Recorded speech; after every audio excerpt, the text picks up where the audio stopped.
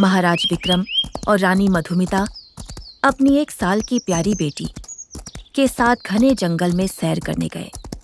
वह जंगल बहुत शांत और हरा भरा था, जहां पक्षियों का मधुर संगीत गूंज रहा था। महाराज और रानी ने सोचा कि यह उनकी बेटी को प्रकृति के करीब लाने का सही मौका है। जंगल में घूमते हुए उन्हें एक सुंदर जगह दिखी और वे वहां बैठकर आराम करने लगे। कुछ देर प्रकृति का आनंद लेने के बाद झाड़ियों के पीछे से महाराज विक्रम को कुछ हलचल महसूस हुई। उन्हें लगा जैसे कोई जानवर है। मधुमिता, मुझे लगता है झाड़ियों के पीछे कोई जानवर छिपा है। तुम यहीं मेरा इंतजार करो, मैं अभी उसका शिकार करके आता हूँ। ठीक है महाराज, मैं आपका यहीं इंतजार करूंगी।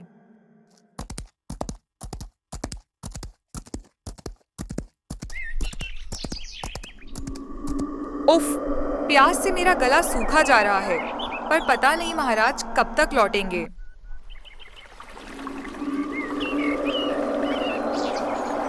मुझे लगता है पास में ही कोई नदी या झरना है। पानी की आवाज तो आ रही है। मैं खुद जाकर पानी पी आती हूँ, पर इस नन्ही बच्ची को अकेला कैसे छोड़ूं? महाराज का भी अभी तक कुछ पता नहीं है। बस अब और प्यास सहन नहीं हो रही। एक काम करती हूँ, इसे यहीं बिठाकर जल्दी से पानी पीकर आ जाती हूँ। मेरी प्यारी बेटी, तुम यहीं बैठो, मैं पानी लेकर अब भी आती हूँ। रानी मधुमिता ने सुनैना को एक पेड़ के नीचे बिठाया और पानी की तलाश में चली गई। उसी समय एक लोमड़ी भूखी और परेशान उधर से गुजर रही थी। आज तो मेरा दिन ही खराब है। आज तो भूखा ही सोना पड़ेगा। आज कोई शिकार हाथ नहीं लगा। लोमड़ी ऐसा कहते हुए रास्ते से गुजर ही रही होती है कि तभी उसकी नजर पेड़ के नीचे बैठी एक छोटी सी बच्ची पर पड़ती है। वाह, भगवान ने मेरी सुन ली। मैं बहुत परेशान था। लगता था आज भूखा ही सोना पड़ेगा, पर भगवान देता है तो छप्पर फाड़ के देता है।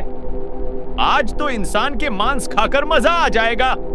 लोमड़ी चुपचाप बच्ची के पास पहुंची और उसे उठाकर जंगल की गहराइयों में ले गई।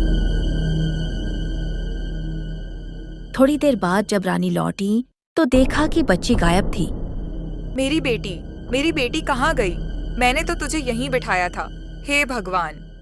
महाराज, कहाँ हैं आप? जल्दी आइए, कोई हमारी बेटी को उठाकर ले गया है। रानी की चीख सुनकर महाराज विक्रम तुरंत शिकार छोड़कर दौड़े आए। क्या हुआ मधुमिता? तुम इतनी घबराई हुई क्यों हो और रो क्यों रही हो? महाराज, हमारी नन्ही बेटी सुनैना को कोई उठाकर ले गया है। ये तुम क्या कह रही हो? बच्ची तो तुम्हारे पास ही थी, फिर वह गई कहाँ? महाराज, इसमें मेरी ही गलती है। मुझे बहुत तेज प्यास लगी थी। पास से पानी की आवाज आ रही थी। मैंने सोचा पास में ही कोई नदी होगी, मैं जल्दी पानी पीकर आ जाऊंगी। पर जब मैं लौटी तो बच्ची गायब थी। मुझे लगता है कोई जानवर उसे उठाकर ले गया है। महाराज, मेरी बेटी को ढूंढ लाइए। बेटी को ढूंढने के लिए मुझे जंगल में जाना होगा। मधुमिता, तुम एक काम करो, तुम महल लौट जाओ। मैं उसे ढूंढता हूँ। तुम्हारा यहाँ रहना सुरक्षित नहीं है। नहीं महाराज, मैं भी आपके साथ चलूंगी।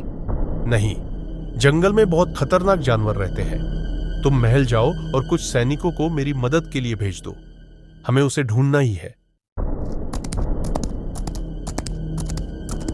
रानी महाराज की बात मानकर महल की ओर चल पड़ी।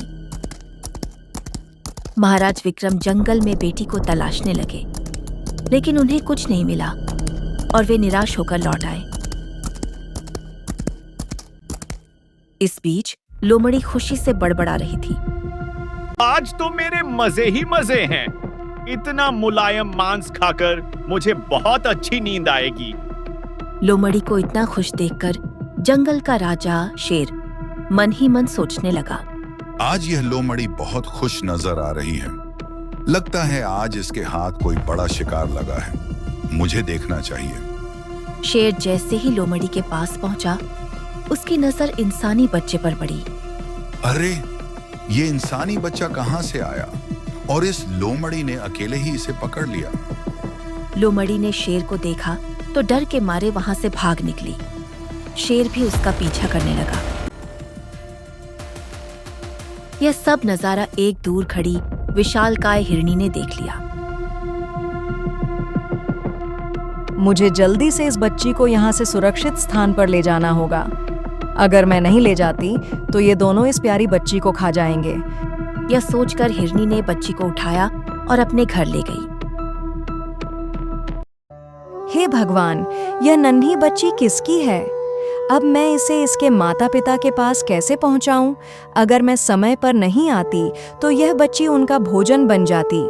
अभी बाहर ले जाना खतरनाक है। नहीं, जब तक इसके माता पिता नहीं मिलते मैं ही इसकी देखभाल करूंगी। हिरनी अब उस बच्ची को अपनी बच्ची की तरह पालने लगती है। वह रोज उसके लिए जंगल से मीठे फल लाती है। ऐसे करते करते समय बीतता गया और वह नन्ही बच्ची बड़ी हो जाती है। एक दिन हिरनी बोली, बेटी, मैं जंगल जा रही हूँ। तुम्हारे लिए मीठे फल लेकर आऊंगी। तुम इस घर से बिल्कुल बाहर मत निकलना। जी माँ, मैं बाहर नहीं जाऊंगी। आप फिक्र मत करिए, मैं आपका यही इंतजार करूंगी। हिरनी जंगल की ओर निकल पड़ी। लोमड़ी, जो हमेशा हिरनी पर नजर रखती थी, बड़बड़ाई, अरे, ये हिरनी रोज इतने सारे फल लेकर कहाँ जाती है? जंगल में तो घास की कोई कमी नहीं है। मुझे इसका राज पता लगाना होगा। लोमड़ी ने हिरनी का पीछा किया और उसके छिपे हुए घर तक पहुंच गई। उसने छुपकर सुना, माँ, आप आ गई? मैं कब से आपका इंतजार कर रही थी। मुझे बहुत भूख लगी है। मुझे माफ कर देना बेटी, आज मैं तेरे लिए और भी मीठे फल लाने दूर निकल गई थी। नहीं माँ, आप जो भी लाती हैं वही बहुत है। मुझे तो आपकी फिक्र होती है। आप मेरे लिए इतनी मेहनत करती हैं और मैं यहाँ बैठी रहती हूँ। माँ, अब आप घर पर रहिए। मैं जंगल से घास और फल लेकर आया करूँगी। बिल्कुल नहीं बेटी, यह जंगल खतरनाक जानवरों से भरा है। मैंने तुझे बड़ी मुश्किल से उस लोमड़ी और शेर से बचाया था। तू इसी घर में सुरक्षित है। खिड़की के बाहर से लोमड़ी ने ये सारी बातें सुन ली। अच्छा, तो यह बात है। मतलब यह वही बच्ची है जिसे मैं चुरा कर लाया था। अब मैं शेर दादा के पास जाता हूँ और उन्हें सब बताता हूँ। लोमड़ी भागकर शेर के पास गया और उसे सारा किस्सा सुनाया। क्या तुम सच कह रहे हो? हाँ शेर दादा, वह वही बच्ची है और उस हिरनी ने उसे छुपा कर रखा है। अगर ऐसी बात है तो हमें उसके पास जाना चाहिए। मेरे राज्य में रहकर मेरे से ही बगावत? आज मैं उन दोनों का काम तमाम कर दूंगा। अरे नहीं शेर दादा, ऐसा करना एक राजा को शोभा नहीं देता। एक काम करते हैं, वह हिरनी रोज दरवाजा बंद करके जाती है। हम उसी समय उस इंसानी लड़की पर हमला करेंगे।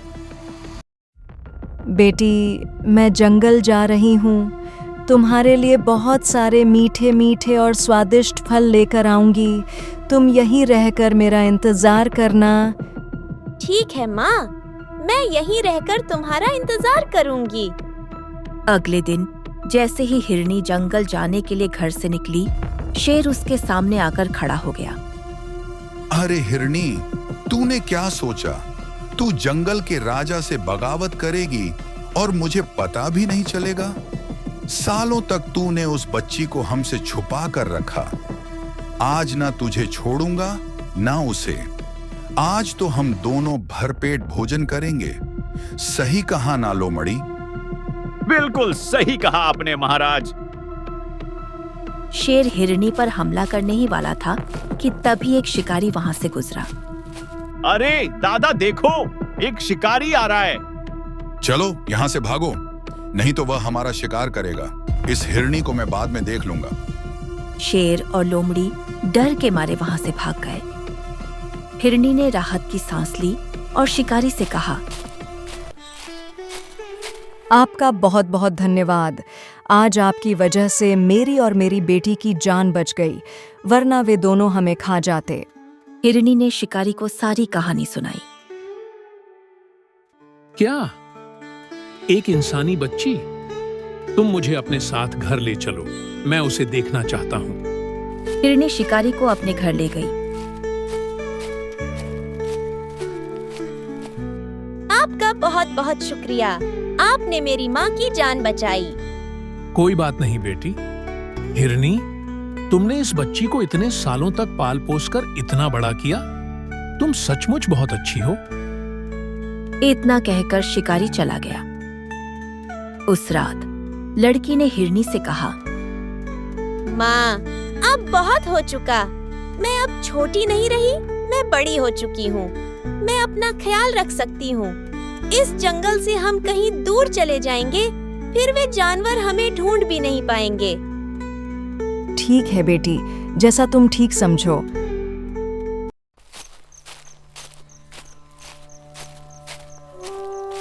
रात के अंधेरे में वे दोनों माँ बेटी जंगल से निकलकर एक गांव की ओर आ गए और वहां एक छोटी सी झोंपड़ी बनाकर रहने लगे। अगली सुबह लड़की बोली, माँ, अब आप यहाँ आराम करिए। अब से मैं आपके लिए हरी घास लाऊंगी। पर बेटी, यह जगह तुम्हारे लिए नई है। तुम यहाँ किसी को नहीं जानती। पर माँ, यहाँ सारे इंसान ही रहते हैं। अब हमें उन जंगली जानवरों से कोई खतरा नहीं है। आप फिक्र मत करिए। लड़की घास लेने के लिए घर से निकली। यहाँ तो आसपास कोई हरी घास नहीं दिख रही। माँ ने तो हमेशा ताजी घास खाई है। क्या मैं उन्हें यह सूखी घास खिलाऊं? नहीं, मैं जंगल ही चली जाती हूँ। वहीं से ताजी घास ले आऊंगी। लड़की जंगल की ओर चल पड़ी। रास्ते में उसे एक घायल चिड़िया मिली जो दर्द से कराह रही थी। अरे चिड़िया, तुम्हें बहुत चोट लगी है। हाँ बहन, मेरी मदद कर दो। पर मैं कैसे करूं? आगे जाके एक बड़ा तालाब है। उसके किनारे एक पेड़ पर एक जड़ी बूटी लगी है। तुम उसे ले आओ, उसके लेप से मैं ठीक हो जाऊंगी। ठीक है चिड़िया रानी, तुम यही इंतजार करना, मैं अभी लेकर आती हूँ। लड़की तालाब की ओर दौड़ी, जड़ी बूटी ली और वापस आई। जड़ी बूटी लगाते ही चिड़िया ठीक हो गई। तुम्हारा बहुत बहुत धन्यवाद बहन। अगर तुमने मेरी मदद न की होती तो मैं ठीक नहीं हो पाती। वैसे तुम कौन हो? तुम्हारा नाम क्या है? मैं पास के गांव में रहती हूँ। जंगल में घास लेने आई थी, पर मेरा कोई नाम तो है ही नहीं। चलो, मैं तुम्हारा नाम रखती हूँ। आज से तुम्हारा नाम स्वर्णिमा है। वाह, यह तो बहुत सुंदर नाम है। शुक्रिया चिड़िया रानी। स्वर्णिमा घास तोड़कर अपने घर लौट गई। दूसरे दिन गांव में राजा के छोटे भाई कुंवर सूरज कर वसूली करने आया। उसकी नजर सुंदर स्वर्णिमा पर पड़ी। ये लड़की कौन है? इसे तो मैंने पहले कभी नहीं देखा। महाराज, ये लड़की अभी कुछ दिन पहले ही यहाँ आई है। तो इसे नियमों के बारे में बताओ। यहाँ सब लोग मुझे कर देते हैं, तुम्हें भी देना होगा। पर महाराज, मेरे पास देने के लिए कुछ भी नहीं है। क्या तुम कर देने से मना कर रही हो? महाराज, ये अभी नई आई है, इसे कुछ नहीं पता। हम इसे समझा देंगे। ठीक है, मैं अगले हफ्ते फिर आऊंगा। तब तक इसे समझा देना। इसे भी मुझे कर देना होगा। कुंवर सूरज चला गया, पर उसकी नजर स्वर्णिमा पर बनी रही। इस बीच महाराज विक्रम और रानी मधुमिता महल के बाग में बैठे थे। तभी एक सुंदर तोता उड़कर आया और एक पेड़ पर बैठ गया। वाह, कितना सुंदर तोता है। ऐसा तोता मैंने आज तक नहीं देखा। महाराज ने सैनिकों से कहा, इसे पकड़ो। महाराज, मैं नहीं पकड़ सकता, पर हमारे राज्य में एक शिकारी है जो इसे पकड़ सकता है। उस शिकारी को बुलाओ। दूसरी ओर कुंवर सूरज अगले हफ्ते गांव में कर वसूली के लिए वापस आया। मैंने तुमसे पिछले हफ्ते कर के लिए कहा था, तुमने अभी तक कुछ नहीं दिया। चलो, मुझे कर दो। महाराज, मैं आपको क्या दूं? मेरे पास देने के लिए कुछ भी नहीं है। सैनिकों, इसके घर की तलाशी लो। सैनिकों ने तलाशी ली और एक सोने की चेन निकाली। महाराज, यह सोने की चेन मिली है। कुंवर सूरज ने चेन देखी तो उसके मन में एक षड्यंत्र रचा। उसने सोचा, ये चेन तो हमारे खानदान की है। कहीं ये वही लड़की तो नहीं जिसे लोमड़ी उठाकर ले गई थी? अगर ये असली वारिस है तो ये सारा राजपाट मुझसे छीन लेगी। मुझे इसे रास्ते से हटाना होगा। उसने स्वर्णिमा को महल में नौकरी दिलवा दी ताकि वह उस पर नजर रख सके। स्वर्णिमा रानी के कक्ष में काम करने लगी। एक दिन महाराज विक्रम की नजर उस पर पड़ी। तुम कौन हो? मैंने तुम्हें पहले कभी नहीं देखा। स्वर्णिमा ने अपनी पूरी कहानी महाराज को सुनाई, पर वे उसे पहचान नहीं पाए। कुछ दिनों बाद रानी का कीमती हार चोरी हो गया। एक सैनिक, जिसे कुंवर सूरज ने रिश्वत दी थी, ने कहा, महाराज, मैंने इस स्वर्णिमा नाम की लड़की को रानी के कक्ष से कुछ ले जाते देखा था। अरे लड़की, मैंने तुझे यहाँ काम दिया और तूने चोरी की। तूने रानी का हार चुराया। महाराज, मैंने हार नहीं चुराया। कुंवर सूरज ने सैनिकों को स्वर्णिमा की झोंपड़ी में तलाशी के लिए भेजा। वहां से उन्हें एक संदूक मिला जिसमें वही हार था। महाराज, अब पानी सिर से ऊपर जा चुका है। अगर इस लड़की को सजा नहीं दी गई तो और भी लोग ऐसा करने की हिम्मत करेंगे। ठीक है, तुम्हारी कोई आखिरी इच्छा हो तो बताओ। महाराज, मैं मरने से पहले एक पेड़ की छांव में बैठकर थोड़ी देर आराम करना चाहती हूँ। मैं हमेशा वहाँ बैठती थी। स्वर्णिमा को उसी चमत्कारी पेड़ की छांव में बैठाया गया जहां उसने जड़ी बूटी खाई और फिर उसे फांसी दे दी गई और उसके बाद उसके शरीर को नदी में बहा दिया गया। उधर हिरनी अपनी बेटी का इंतजार करते करते परेशान हो रही थी। आज तो बहुत देर हो गई, मेरी बेटी अभी तक घर नहीं आई। इधर महल में वह शिकारी पहुंचा जिसे तोता पकड़ने के लिए बुलाया गया था। तभी उसने कुंवर सूरज को एक सैनिक से कहते सुना, लो सैनिक, यह रहा तुम्हारा इनाम। तुमने बहुत अच्छा काम किया। उस हार को उस लड़की के घर में रखकर मैं यही चाहता था कि वह मेरे रास्ते से हट जाए, क्योंकि वह कोई और नहीं बल्कि महाराज विक्रम की ही बेटी है जिसे लोमड़ी उठाकर ले गई थी। अगर मैंने उसे नहीं हटाया होता तो महाराज सारा राजपाट उसके नाम कर देते। इसीलिए मैंने उसे फांसी दिलवाई। शिकारी को सब कुछ समझ में आ गया। उसने तोता पकड़कर महाराज को दे दिया। शिकारी, तुमने यह तोता पकड़कर हमें खुश कर दिया है। कहो, तुम्हें इनाम में क्या चाहिए? महाराज, अगर आप मुझे कुछ देना ही चाहते हैं तो मुझे इंसाफ दीजिए। कैसा इंसाफ? महाराज, आपने जिस लड़की को आज फांसी दी है, क्या आप जानते हैं वह कौन थी? मैं उसके बारे में कुछ नहीं जानता। बस इतना जानता हूं कि उसने रानी का हार चुराया था, जिसके बाद मेरे भाई ने उसे फांसी की सजा दिलवाई ताकि कोई दोबारा ऐसा न करे। नहीं महाराज, वह लड़की कोई और नहीं, आपकी अपनी बेटी थी जिसे जंगल में लोमड़ी चुरा कर ले गई थी। उसे एक हिरनी ने पाला। आपके भाई को इसकी सच्चाई का पता चल गया था। उसे डर था कहीं आप उसे यह राजपाट न दे दें, इसीलिए उसने एक झूठा आरोप लगाकर उसे रास्ते से हटा दिया। यह सुनकर महाराज विक्रम को बहुत दुख हुआ।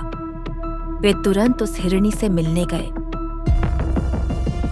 हिरनी ने उन्हें पूरी कहानी सुनाई और सोने की चेन दिखाई जो स्वर्णिमा के पास थी। महाराज रोते हुए अपनी बेटी को याद कर रहे थे कि तभी स्वर्णिमा उनके सामने प्रकट हो गई। ये क्या? तुम्हें तो फांसी दे दी गई थी, फिर तुम जिंदा कैसे हो?